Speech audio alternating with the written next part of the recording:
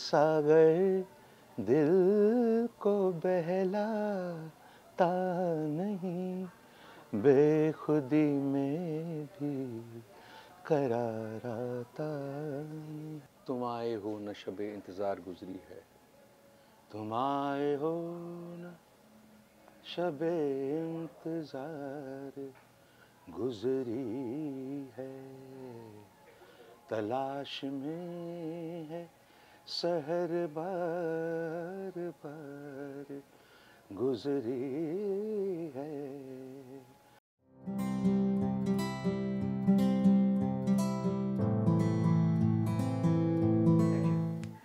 स्वागत करते हैं हमारे तमाम सुनने और देखने वालों का।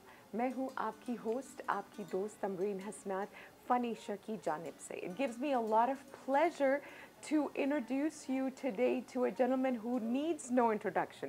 किसी तारुफ के मोहताज नहीं, पद्मश्री रिसिपिएंट हरिहरन साहब इस वक्त हमारे साथ यहाँ मौजूद हैं। कैसे हैं सर आप? मैं बस बिल्कुल खैरियत से हैं? Very good. It is an honour for me कि आज आप हमारे साथ यूँ रूबरू बैठे हैं और हम आपसे बात कर रहे हैं। बहुत अच्छा लग रहा है।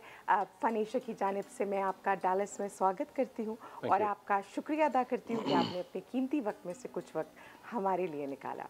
जैसा कि आप सब जानते हैं, जब मौसीकी की या गज़ल गायकी की बात आती है तो हरिहरन साहब का कोई सानी नहीं है। तो आई नो कि आप म्यूज़िकल फैमिली से आपका ताल्लुक़ है। Had you always envisioned yourself to be a musician and to be a ghazal singer? No, I was born and brought up in Bombay. Okay. तो माताजी और पिताजी दोनों कर्नाटिक क्लासिकल सिंगर्स थे। Right. तो विरासत में मुझे वो उन्होंने दिया, म्यूजिक मिला। And then I went to Don Bosco. It was जहाँ पे हम इंग्लिश गाना भी गाते थे। ओके। और फिर जिंदाबाद बॉलीवुड वो सुनते थे, वो भी गाते थे। तो like Bombay is a melting pot. तो मुझे इन सारी चीज़ों की एक मतलब I used to sing all these styles. Right. उसके बाद उस्ताद गुलाम मुस्तफा खान साहब के शागिर्द मैं हुआ। रामपुर सैशवान घराना जो जिन्होंने मुझे ख्याल गायकी सिखाया। और वो भी गज़ल गाते थे, तो उसमें रुचि हुआ मुझे। और फिर 1975-76 में मैं मेहदी साहब को सुना, मिला। मेरे रूहानी गुरु हैं वो। तो गज़ल जो है उसके बाद एकदम मैं उसके पीछे लग गया। बहुत खूब। Now I'm aware कि आपका originally आपका background, you're from Kerala, correct? Like your family background? We are from Kerala. We are Tamilians. Okay, Tamilians. Okay. Yeah, so that But is. ग़ज़ल गायकी उर्दू में होती है. So how does a Tamilian get into Urdu ग़ज़ल गायकी? क्योंकि उसमें न सिर्फ ग़ज़ल को गाना है बल्कि समझ के, फील करके, महसूस करके गाना है. देखिए, I was lucky कि being in Bombay, तो my Hindi was ठीक है, बम्बई हिंदी जो है, but I didn't have a Tamil accent. Okay, yes, that's very because good. being in, बिल्कुल. so that was first thing. फिर 70s, 60s, 70s में I used to sing a lot of Bollywood songs. और उस ज़माने में 70s में हम जानते नहीं थे मगर हम गज़ल गाते थे। अच्छा। कोई सागर दिल को बहलाता नहीं, बेखुदी में भी करार आता नहीं। बहुत सालों के बाद लगा कि ये भी गज़ल है। ये बताइए फिर शायरी की तरफ आपका रुझान कैसे बढ़ा और कैसे आपने समझना शुरू किया शायरी को और उर्दू शायरी को खासकर? 70s में जब खान साहब के पास में सीखता था तो वो गज़ल भी गाते थे, तो मुझे वहाँ से शुरुआत गज़लों की उन्होंने किया। जैसे कि बहुत बेचैन है दिल तुम जहाँ भी हो चले आओ, सितारों की सजी महफिल न उठ जाए चले आओ। तो इस तरीके के बहुत सारे उन्होंने मुझे सिखाया। फिर मेहदी साहब के जो मुश्किल गज़ल, गुलों में रंग भरे बादे नौ बहार गए, और फिर पत्ता पत्ता बूटा बूटा हाल हमारा, तो और फिर मैंने उर्दू सीखा। अच्छा, तो आपने बाकायदा उर्दू की तालीम हासिल की। तो आप क्या ये कह रहे हैं कि आपको उर्दू लिखनी पढ़नी भी आती है? लिखने पढ़ने तो I tried it, okay, to certain extent I can do, but उसका जो रंग है, अल्फाज के जो प्रोनाउंसिएशन के जो रंग है, वो मैं समझता हूँ एंड समझता हूँ मैं। और जब भी मैं कोई शायरी मैं कंपोज करता हूँ तो मैं शायर के साथ बैठता हूँ, ओके, ताकि I don't lose any nuances of course. अच्छा, और ये तो हम सभी जानते हैं कि सिर्फ उर्दू या हिंदी या इंग्लिश में नहीं, बल्कि बेशुमार साउथ एशियन लैंग्वेजेस में आपने गाए हैं गीत और गज़लियात भी। तो क्या आप हमें बताना पसंद करेंगे कि वो कौन कौन सी लैंग्वेजेस हैं? बहुत सारी हैं, पर जो अभी आपके माइंड में राइट अवे आपको याद आ रही है। Starting with Hindi, Urdu, Marathi, Gujarati, Bengali, Malayalam, Tamil, Malayalam, Kannada, Telugu. वाह। और तो ये बताइए कि जब एक from a musicians perspective, like I am into music, तो मैं पूछना चाहूँगी कि देखिए, जब भी कोई गुलकार गाना गाता है तो उसे वो दिल से फील करके गाना होता है। बिल्कुल। जब आप किसी ऐसी भाषा, ऐसी जुबान में गाते हैं जो आपको समझ में नहीं आती या it's not native to you, तो how are you able to put that emotion into your voice? उसमें एक क्या होता है ना कि जो संगीतकार होते हैं तो उस शब्दों को उसके कोरिलेटिव इमोशन के सुरों में पिरोते हैं। Okay, that is composition. ठीक है। तो हम कॉम्पोजिशन सीखते हैं। सो जब हम उन शब्दों को उस सुरों में गाएंगे तो automatically the feel, the emotion comes out. Wow, that's amazing. I never thought of that. You know, like, okay. तुम आए हो न शबे इंतजार गुजरी है, तुम आए हो न शबे इंतजार गुजरी है, तलाश में है सहर बार बार गुजरी है, तुम्हारे। तो उसमें सारे उतार चढ़ाव, राग ही वो है जिससे सारे जो है ट्यून जो है उसमें उतार चढ़ाव है, डायनेमिक्स है। तो उसमें जो शब्द है वो खिलते हैं। बिल्कुल।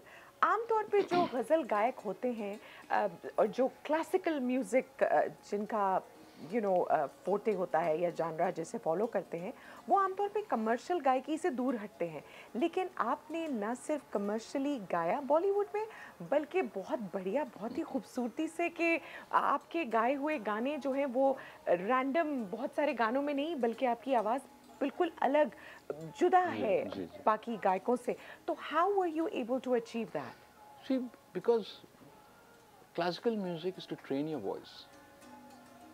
But I lived in many worlds from childhood. Right, Bombay में रहने की वजह से बिल्कुल। तो उसमें क्या है ना, we are not scared to try anything. Okay. मतलब हमारा जो introduction to every genre had taken place. Right. बचपन में। Right. तो shyness नहीं रहा। तो we could try everything.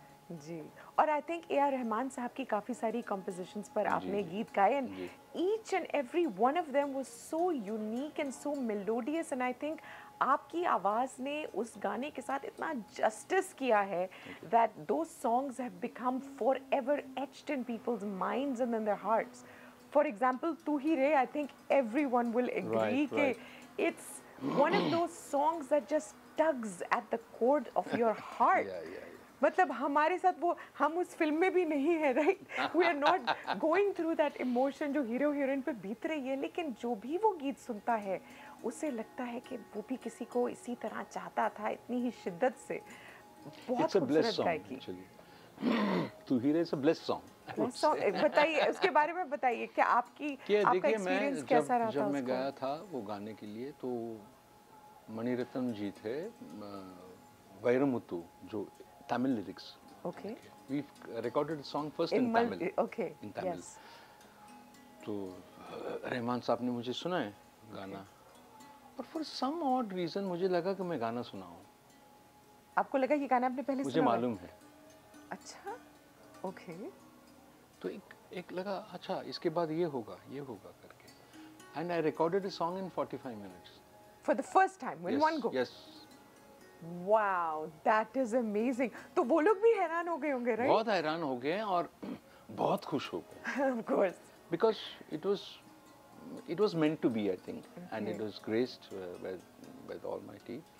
और इतने खुश हुए कि सारे उसके 5-6 बार सुने टेक को, और बस that is how it happened. एक आर्टिस्ट को बहुत अच्छा लगता है जब उसकी गायकी या उसकी परफॉर्मेंस लोग पसंद करें, उसके गाने पसंद करें और उन्हें एंजॉय करें अपनी जिंदगी की कहानियों में. जैसे कि this could be someone's love song, you know, everyone has a song that is part of their life. So तू ही रे, आई एम श्योर बहुत सारे कपल्स मेरे पास आते हैं कि मेरे आपके गाने के आशीर्वाद से हम ये हमारा गाना. That's interesting.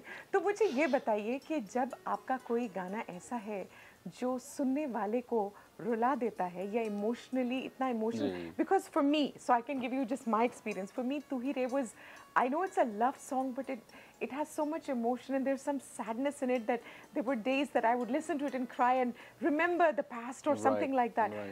क्या कैसा फील करते हैं आप as an artist that you're able to do that to people? Well, जरिया होते हैं हम.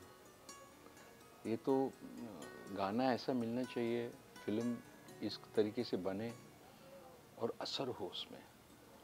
देखिए, मेरे उस्ताद जी कहते थे कि बेटा तुम मेरे पास आते हो, सीखते हो गाना, उसके बाद रियाज भी करते हो, उसके बाद कोशिश करते हो, गाना मिलता है, आप गाते हैं, मेहनत किया आपने, सब है, आपने रियाज करके, आपने वो प्यार, वो दर्द, मगर वो जो असर करता है लोगों पे, वो it is a blessing of God. और वो अंदर से आता है, राइट? वो कोई सिखा भी नहीं सकता. हम नहीं कर सकते. There is no, you can't quantify that असर, किस तरीके से. That is true. That is very important. That's amazing. That's amazing. Hariharan साहब, आपके साथ यहाँ बैठकर आपसे बात करके मुझे भी ऐसा नहीं लग रहा कि मैं पहली बार आपसे बात कर रही हूँ. बहुत अच्छा लग रहा है ना. आई होप कि हमारे देखने वाले और सुनने वाले आज के इस इंटरव्यू को एंजॉय कर रहे हैं. आप डैलस कई बार आ चुके हैं और यहाँ डैलस के रहने वालों के दिल जीत चुके हैं. तो इस बार फिर आप परफॉर्म करेंगे बहुत जल्द ही. आई बिलीव नवंबर 19 को आपकी परफॉर्मेंस है. उसके बारे में आप हमारे देखने वालों और सुनने वालों को क्या बताना चाहेंगे? इसमें हम ऐसे रख रहे हैं कि बॉलीवुड तो रहेगा मेन स्टेज, गज़लें, कुछ मल्टी लैंग्वेजेस, तमिल, तेलुगु, मलयालम, उसके गाने होंगे. तो it'll be the best of Hariharan. That would be the best, I think. उससे बेहतर क्या हो सकता है? And it's called Soul India. Soul India. Because I sing all the kind of genres.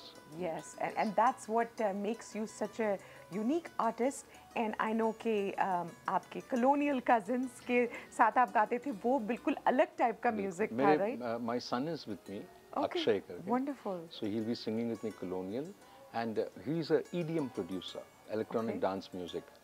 तो कुछ मेरे evergreen songs उसको different तरीके से पेश करेंगे उस दिन. बहुत खूब, बहुत खूब. नाउ आमतौर पे जब कॉन्सर्ट्स होती हैं तो यूजुअली स्टार के साथ और बहुत सारा कुछ, you know, there is a dance team and this and that. Now आपकी गायकी है बिल्कुल अलग, and I don't think it requires any support system. I think you are able to take the entire show for hours at end. मैं गाते गाते dance भी कर लेता हूँ. अच्छा. You are a all-rounder and an entertainer, and I know आपके मैं काफ़ी सारे events attend कर चुकी हूँ, and it's not just के non-stop singing, बल्कि बातचीत, आपका समझाना, कुछ अशार के बारे में बताना, and that really makes a difference and not just entertains the audience but also informs them and teaches them about the different types of music that you're involved with. अब ये बताइए कि आपने जो अलग-अलग भाषाओं में गाने गाए, उसमें से कौन सी भाषा में, जो आपकी अपनी नहीं थी, आपके लिए गाना यू फेल्ट कि आपको बड़ा अच्छा लगा, बड़ा मजा आया? उर्दू तो definitely. Urdu, right, because that's not your language. बिल्कुल, बिल्कुल, बिल्कुल. इसके अलावा उर्दू में you would say.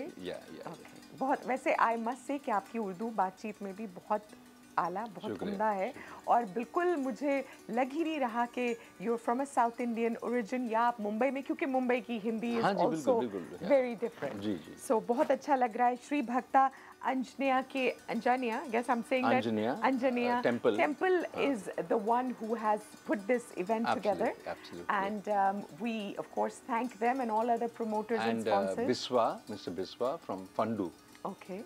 Entertainment, they have also promoted this. And in fact, this whole tour has been done by Fundu. Okay, that's wonderful. And I think, you know, it हमारे जैसे लोग जो हम ऑडियंस में होते हैं, ये स्पॉन्सर्स और ये लोग who put in so much effort to bring artists from overseas, especially from India, हमारी entertainment, हमारे मनोरंजन के लिए जो लेकर आते हैं, so we really appreciate that and it takes a lot of work. हमें तो आखिर में सब परोस दिया जाता है, हमें कुछ नहीं करना पड़ता, they do all the hard work. So thanks to all of those organizers and promoters. So कोई पैगाम हमारे देखने और सुनने वालों के लिए? आप आइए, we'll have a great fun on 19th of November. The venue is Mar Thoma Center in Dallas. ज़रूर आइएगा, we're going to rock. We have a lot of fun. Thank you so much, Hariharan Sahab. आपका बहुत-बहुत शुक्रिया and we wish you all the best and I can't wait to come and watch you perform live. Thank you so much. Cheers.